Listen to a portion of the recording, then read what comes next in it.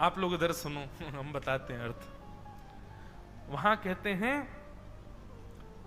कि हमारी पंच ज्ञानेंद्रियां हैं। ज्ञानेंद्रियां कौन कौन सी? आंख, नासिका, जिह्वा, कान और त्वचा। आंख, नाक, जीव, कान और त्वचा, ये पंच ज्ञानेंद्रियां हैं। तो एक एक जीव का वहां पर उदाहरण दिया कि मछली जो होती है उसकी मृत्यु का कारण उसकी कभी कभी जीभ बन जाती है। क्यों? कांटे में कोई वस्तु फंसा करके और एक व्यक्ति डाल देता है सरोवर में, और मछली उसके प्रति आकृष्ट होकर के जाती है। जैसे ही कांटे में मुख लगाती है, अब खाना तो चाह रही थी वो वस्तु को, पर कांटा उसको लग जाता है और वो मर जाती है। ठीक वैसे ही श्रवण इंद्रिय से आसक्त होता है हिरण। अगर आप घनघोर वन में जाकर के सुंदर संगीत गाने लग जाओ या सुंदर कोई वाद्य बजाने लग जाओ, वंशी हो, सितार हो, या फिर कोई भी स्वर युक्त साधना करने लग जाओ विहंगम वन में जाकर के, आप थोड़ी देर में दर्शन करेंगे कि कान उठा करके दूर से हिरण आपको सुनता हुआ आपके समीप आ जाएगा।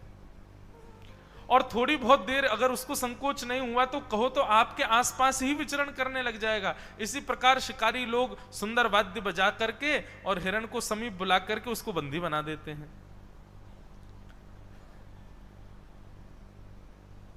अपनी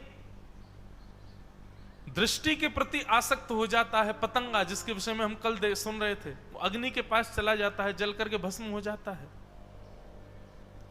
ठीक वैसे ही स्पर्श में आसक्त रहता है हाथी।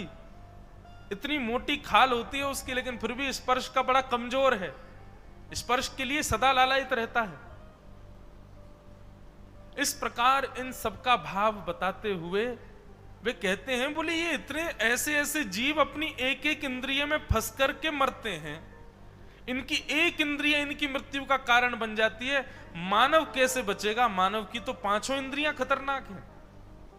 हाथी की तो केवल स्पर्श इंद्रिय खतरनाक है, हिरण के तो केवल श्रवण इंद्रिय थोड़ी खतरनाक है, पतंगे की तो केवल दृष्टि थोड़ी सी खतरनाक है, भौंरा उसकी तो सुगंधी थोड़ी सी खतरनाक है, जिसके कारण वो मृत्यु का कारण बन जाते हैं।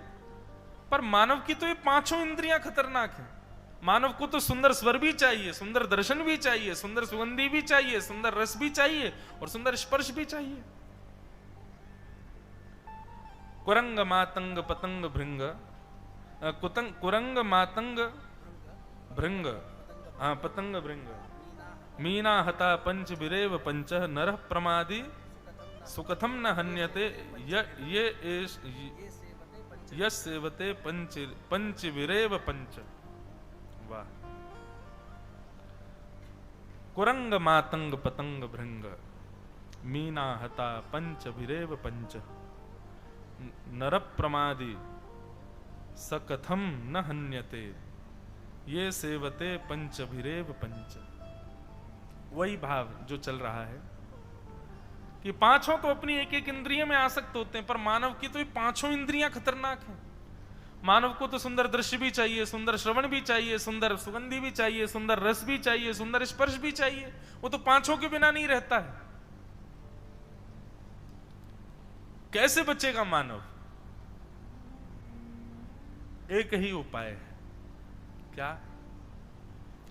अपनी ये पांचों इंद्रियों के, इन पांचों को स्वाद चाहिए, पांचों को रस चाहिए, पांचों को आसक्ति है, लालायित हैं ये पांचों अपने रस को लेने के लिए। तो पंच रस युक्त हैं श्री कृष्ण।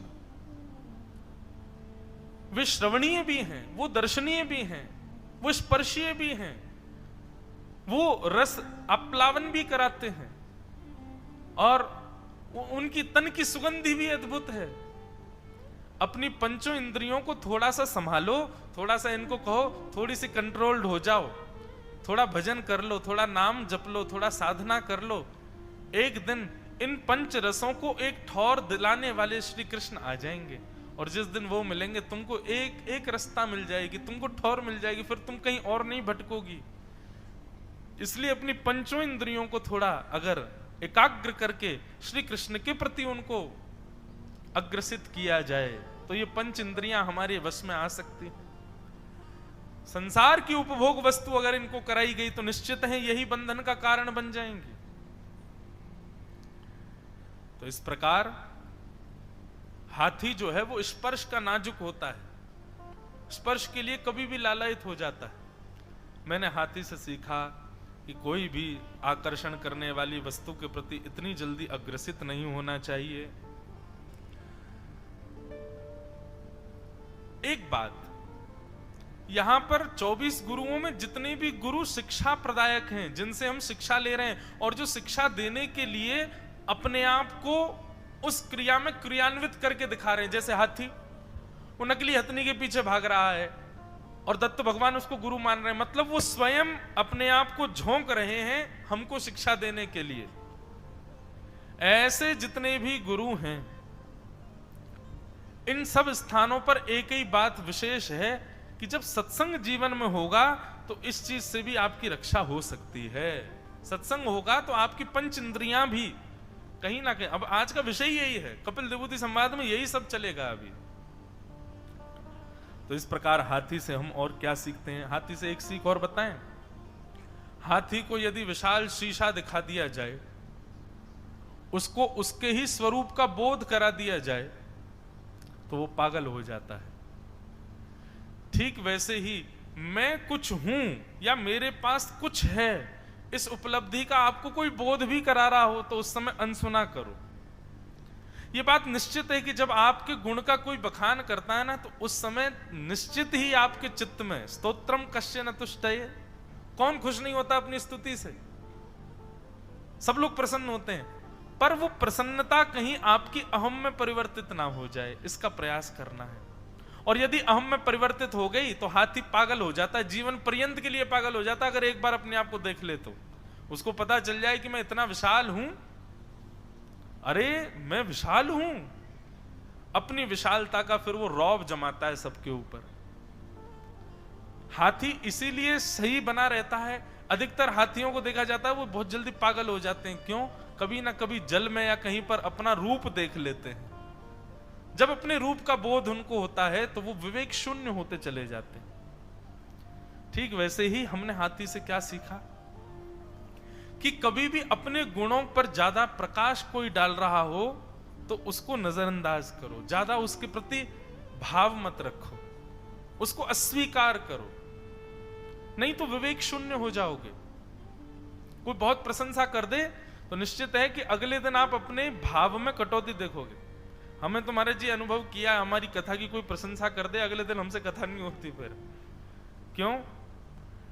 क्योंकि भाई एक बार जब किसी ने कह दिया कि इनके स्वर में, इनके भाव में बड़ा रस आया, तो मन सोचता है कि सब कुछ बढ़िया ही तो है, अब काय